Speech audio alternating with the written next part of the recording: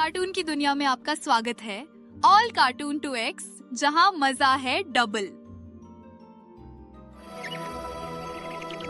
एक गांव में एक बुढ़िया रहा करती थी। बुढ़िया के पास एक बच्चा था जिसका नाम सोहन था। बुढ़िया का बेटा बहू एक दुर्घटना में मारे गए जब सोहन मात्र 1 माह का था। तभी से सोहन को सभी मनहूस समझते थे, पर बुढ़िया उसे बहुत प्यार करती। एक दिन बुढ़िया ने कहा, अरे सोहन, बाजार जाकर सब्जी ले आओ। ठीक है दादी अम्मा, मुझे पैसे दे दीजिए। अरे बेटा, पैसे उसी मटकी में रखे हैं, ले लो। नहीं नहीं, मैं नहीं लूंगा, आप खुद ही दे दो। अरे तुझे तो पता ही है मेरी तबीयत सही नहीं है, ले लेना, मांग क्यों नहीं रहा। ये सुनकर सोहन ने जैसे ही पैसे लेने चाहे वैसे ही मटकी फूट गई, जिस पर बुढ़िया ने कहा, कोई बात नहीं, फूट जाने दे, मैं दूसरा ले आऊंगी। पर अम्मा, आप कब तक लाएंगे? ये पहली बार तो नहीं हुआ ना, इसलिए तो कहा था आप पैसे दे दीजिए। अरे कोई बात नहीं, जा अब बाजार चला जा और सब्जी ले आना। हाँ। ये सुनकर वह बाजार चला गया। उसके जाने के बाद बुढ़िया ने कहा, मेरा बेटा जब भी किसी चीज को छूता है वो टूट जाती है। क्या सच में ये इतना मनहूस है? यह कहकर बुढ़िया काफी दुखी हुई। वही सोहन बाजार आ गया। बाजार आने पर उसने सब्जी वाले से कहा, काका सब्जी दे दो। नहीं नहीं, मेरे पास सब्जी नहीं है। ये आप क्या कह रहे हैं? रखी तो है सब्जी। कह दिया ना तेरे लिए मेरे पास सब्जी नहीं है। पता नहीं कैसा मनहूस है, सब्जी ले गया तो शायद मेरे ऊपर भी तेरा साया पड़ जाएगा। जा जा यहाँ से, चल जा। ये सुनकर सोहन काफी ज्यादा दुखी हुआ। उसने 1-2 दुकानदार से सब्जी और मांगी, पर किसी ने भी सब्जी नहीं दी, जिससे मोहन काफी ज्यादा दुखी हुआ और घर आ गया। जब बुढ़िया ने देखा सोहन सब्जी नहीं लाया तो बुढ़िया ने कहा, अरे बेटा, सब्जी नहीं लाया? नहीं अम्मा, किसी ने सब्जी नहीं दी, सभी ने मुझे मनहूस कहकर भगा दिया। बेटा, तू लोगों की बातों पर विश्वास मत कर, ऐसा कुछ भी नहीं है। तू तो मेरे लिए बहुत ही भाग्यवान है। नहीं अम्मा, ऐसा नहीं है। अगर भगवान होता तो अब इतनी बीमार नहीं रहती। मैं सच में मनहूस हूँ। ये सुनकर बुढ़िया को भी काफी दुख हुआ। बुढ़िया को पता था गांव वाले उसे बहुत बुरा कहते थे। गांव वालों ने तो यहाँ तक कहा था कि सोहन को छोड़ दे, पर बुढ़िया अपने बेटे की आखिरी निशानी को छोड़ना नहीं चाहती। धीरे धीरे समय गुजर रहा था। एक बार उसी गांव में एक साधु आया। साधु ने देखा सोहन बच्चों से अलग अलग भाग रहा था। यह देखकर साधु थोड़ा हैरान हुआ और उसने गांव की एक औरत से कहा, अरे बेटी, ये बच्चा आप लोगों से अलग अलग क्यों जा रहा है? अरे बाबा, आपको पता नहीं, ये मनहूस है। इसकी छाया जिस पर भी पड़ जाती है उसके तो बुरे दिन शुरू हो जाते हैं। ये सुनकर साधु थोड़ा हैरान हुआ और वह सोहन के पास गया, जिस पर सोहन पीछे हटने लगा। ये देखकर साधु ने कहा, बेटा पीछे मत हो, तुम मुझसे घबराओ मत। नहीं नहीं, आप दूर हो जाइए, वरना आप पर मेरा बुरा साया पड़ जाएगा। यह सुनकर साधु मुस्कुराया और बोला, बेटा, ऐसा कुछ नहीं होता, ये सब तो भगवान की माया है। और अगर तुम सच में अपने आप को मनहूस मानते हो तो मैं तुम्हारी समस्या को दूर कर सकता हूँ। ये सुनकर सोहन थोड़ा हैरान हुआ। उसे समझ ही नहीं आया और उसने कहा, क्या आप सच कह रहे हैं? हाँ, मैं सच कह रहा हूँ। वैसे तुम्हारे घर में कौन कौन है? मेरे घर में तो बस मेरी माँ है, बुढ़िया माँ, और कोई नहीं।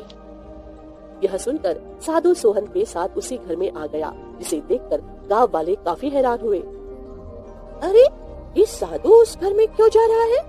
लगता है अब इनके भी बुरे दिन शुरू हो जाएंगे। वही जब बुढ़िया ने साधु को अपने घर में देखा तो वो काफी ज्यादा हैरान हुई और बोली, आइए आइए साधु महाराज, हमारे तो भाग्य ही खुल गए, आप जो हमारे घर में पधारे। आइए आइए। मैंने सुना है तुम्हारा पोता मनहूस है। यह सुनकर बुढ़िया काफी दुखी हुई और बोली, सच तो ये है कि ये बहुत ही मनहूस है, पर मैं मानती नहीं, क्योंकि ये मेरे बेटे की आखिरी निशानी है। अगर तुम बताओ तो मैं तुम्हारे पोते को बहुत नसीब वाला बना सकता हूँ। यह सुनकर बुढ़िया काफी हैरान हुई और बोली, क्या आप सच कह रहे हैं? ऐसा हो सकता है साधु महाराज? हाँ हाँ, क्यों नहीं, पर इसके लिए तुम्हारे बेटे को स्वयं उस परीक्षा को पास करना पड़ेगा। कौन सी परीक्षा? आप किस बारे में बात कर रहे हैं?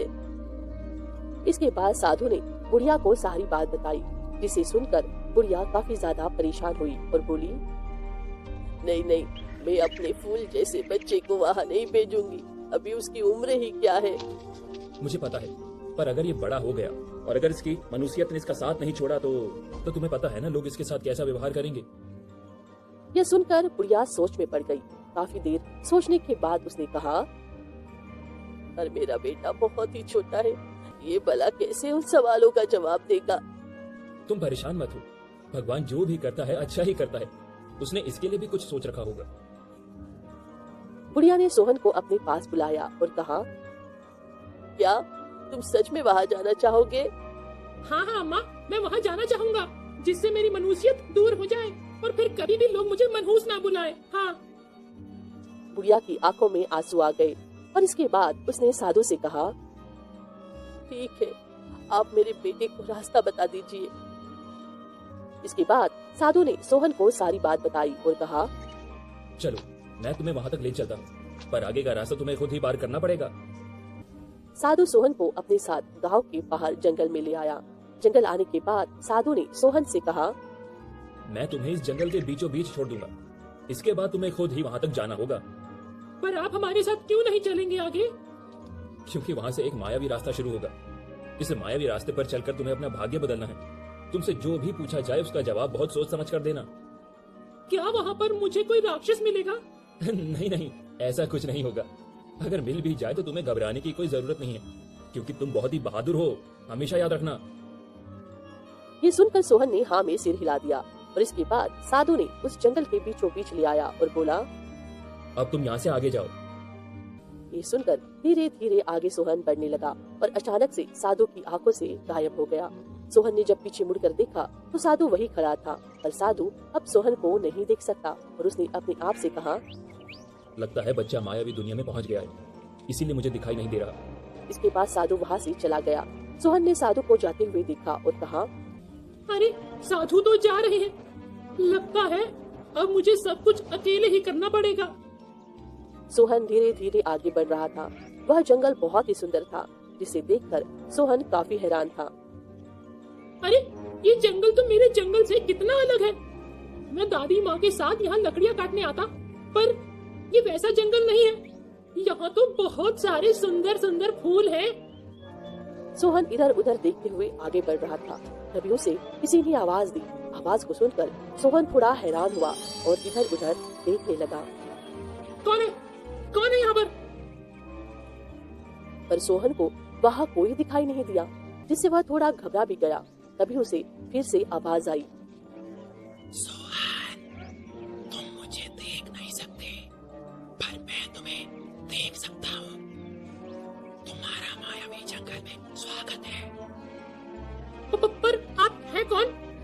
मैं यहाँ का राजा हूँ। तुम यहाँ क्यों आए हो? क्योंकि मुझे अपनी किस्मत बदलनी है। मैं बहुत ही बदकिस्मत और मनहूस हूँ। अच्छा, तो इसीलिए तुम यहाँ आए हो।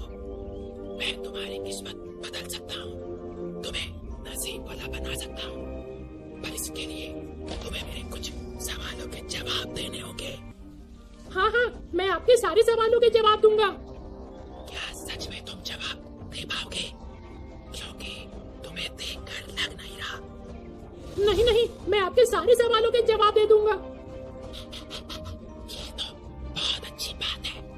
ठीक है, तो मेरा पहला सवाल है, वो कौन सी चीज है जो मन के अंधकार को पैदा करती है? यह सुनकर सोहन थोड़ा परेशान हुआ, क्योंकि पहला सवाल ही उसके सामने बहुत कठिन आ गया। वह अपने मन में इस सवाल को सोचने लगा। ये क्या है इसका जवाब? अब मैं क्या करूं? मैंने दादी माँ से बहुत सारी पहेलियां पूछी हैं, पर ये तो अलग है। सोहन काफी देर तक इस सवाल के बारे में सोचता रहा। आखिर ऐसा क्या होगा जो मन में अंधेरा पैदा कर सकता है? तभी उसे अपनी दादी माँ की बात याद आ गई और उसने कहा, हाँ, मुझे पता है, ईर्ष्या। ईर्ष्या मन में अंधकार पैदा कर देती है। अरे वाह, तुमने तो बिल्कुल सही जवाब दिया। अब दूसरा सवाल, सोने की वो चीज जो बेचे ना सुनार, मूल्य तो नहीं ज्यादा पर बहुत है उसका भार। यह सुनकर सोहन फिर से सोच में पड़ गया। सोने की वो चीज जो बेचे ना सुनहार, ऐसा क्या है जो सोने का बना है? सोने की तो चारपाई होती है। अरे हाँ, तभी उसे याद आया और उसने कहा, अरे इसका उत्तर तो चारपाई है, क्योंकि चारपाई सोने के काम में आती है। बहुत अच्छे, तुम तो बहुत ही होशियार लग रहे हो। तभी उसके सामने एक दरवाजा खुला, जिसे देखकर सोहन थोड़ा हैरान हुआ। ये दरवाजा कैसा? अब तुम इसके अंदर जाओ, जहाँ से तुम्हारी किस्मत खुलनी शुरू होगी। यह सुनकर सोहन उसके अंदर चला गया। तभी जादुई आवाज ने कहा, अब तुम्हारा तीसरा सवाल, 3 पैर की तितली नहा धोकर निकली। अरे ये तो समोसा है, ये तो मेरी दादी ने मुझे बताया है। ये सुनकर जादुई आवाज काफी खुश हुई और बोली, मानना पड़ेगा, तुमने अपनी दादी माँ से बहुत कुछ सीखा है। हाँ हाँ, मैं अपनी दादी माँ से पहेलियाँ पूछता रहता हूँ ना, इसीलिए। अच्छी बात है, अब मेरी चौथी पहेली का उत्तर दो। नकल उतरे सबकी वाणी, चुप कर सुनता है सारी कहानी। नील गगन है इसको प्यारा, और ये भी है सबको प्यारा। इस सवाल को सुनकर सोहन थोड़ा सोच में पड़ गया, क्योंकि यह अलग था। ऐसा क्या है जो सबकी नकल उतारता और कहानी भी सुनता है? मैंने तो कभी भी नहीं देखा। सोहन को कुछ समझ नहीं आ रहा था और उसने कहा, अगर मैं गलत जवाब दूंगा तो क्या होगा? अगर तुम गलत जवाब दोगे तो तुम्हें फिर से 7 सवालों के जवाब देने होंगे। क्या फिर से? पर अभी मैंने कितने जवाब दे दिए? अभी तुमने 3 जवाब दे दिए हैं, अब तुम 4 और जवाब दो। ये सुनकर सोहन सोच में पड़ गया। काफी देर सोचने पर भी उसे कुछ समझ नहीं आया, जिस पर जादुई आवाज ने कहा, क्या हुआ? लगता है तुम्हें इसका उत्तर पता नहीं है। तभी उसके सामने से एक तोता गुजरा। तोते को देखकर सोहन थोड़ा सोच में पड़ गया और तभी खुश होकर बोला, हाँ, मुझे इसका उत्तर समझ में नहीं आ रहा है। अरे ये तो तोता है, इसका जवाब तोता ही है। अरे हाँ, तोता ही तो हमारी नकल उतारता है और ये आसमान में भी उड़ता है और सबको प्यारा भी लगता है। ये सुनकर जादुई आवाज ने कहा, तुमने बिल्कुल सही जवाब दिया। तभी एक दरवाजा खोला और सोहन उस दरवाजे के अंदर चला गया, जिस पर जादुई आवाज ने कहा, अब तुम्हें 3 और जवाब देने हैं। इसके बाद तुम्हारी किस्मत पलट जाएगी और तुम बहुत किस्मत वाले हो जाओगे। सोहन बहुत खुश हुआ। इसके बाद जादुई आवाज ने कहा, अब तुम 5वें सवाल का जवाब दो। राजा महाराजाओं के ये बहुत काम आए, कभी इन्होंने बहुत ज्यादा संदेश पहुंचाए। बताओ मैं कौन हूँ? राजा महाराजाओं के यहाँ संदेश? ये राजा महाराजाओं के यहाँ तो पहले संदेश कबूतर पहुँचाते थे ना? हाँ, इसका जवाब कबूतर है। बिल्कुल सही जवाब। अब तुम्हारे पास 2 सवाल हैं। अगर तुमने इनका उत्तर सही दिया तो तुम्हारी किस्मत बदल जाएगी। अब मेरा छठा सवाल, वो कौन है जिसके पास सब कुछ है पर फिर भी वो बहुत ज्यादा गरीब है? सब कुछ है फिर भी भला गरीब क्यों होगा? ये तो तुम्हें बताना है ना। यह सुनकर सोहन सोच में पड़ गया। काफी देर सोचने के बाद उसने कहा, इसका जवाब है माँ। जिसके पास माता पिता नहीं है, उसके पास सारे जहाँ की दौलत भी हो, फिर भी उसके पास कुछ नहीं होता, वो सबसे गरीब होता है। वाह, क्या बात है, बिल्कुल सही जवाब। तुम बहुत ही होशियार हो। और अब अंतिम सवाल, वो कौन है जिसके पास सारे जहाँ की दौलत नहीं है पर उसके पास दौलत से बढ़कर है? बताओ वो क्या है? ये कैसा सवाल है? जिसके पास दौलत नहीं है, उसके पास दौलत से बढ़कर क्या हो सकता है? सोचो सोचो सोचो, क्या होगा इसका उत्तर? क्योंकि ये अंतिम सवाल है। इसके बाद तुम्हें वो चाबी मिलेगी जिससे तुम अपनी किस्मत का दरवाजा खोल पाओगे और मनुष्यत से आजाद हो जाओगे। पर आखिर इसका जवाब क्या है? मुझे नहीं पता। अब तुम खुद ही सोचो बेटा। ये सुनकर सोहन सोच में पड़ गया। भला ऐसा क्या है जो दौलत से भी बढ़कर होता है?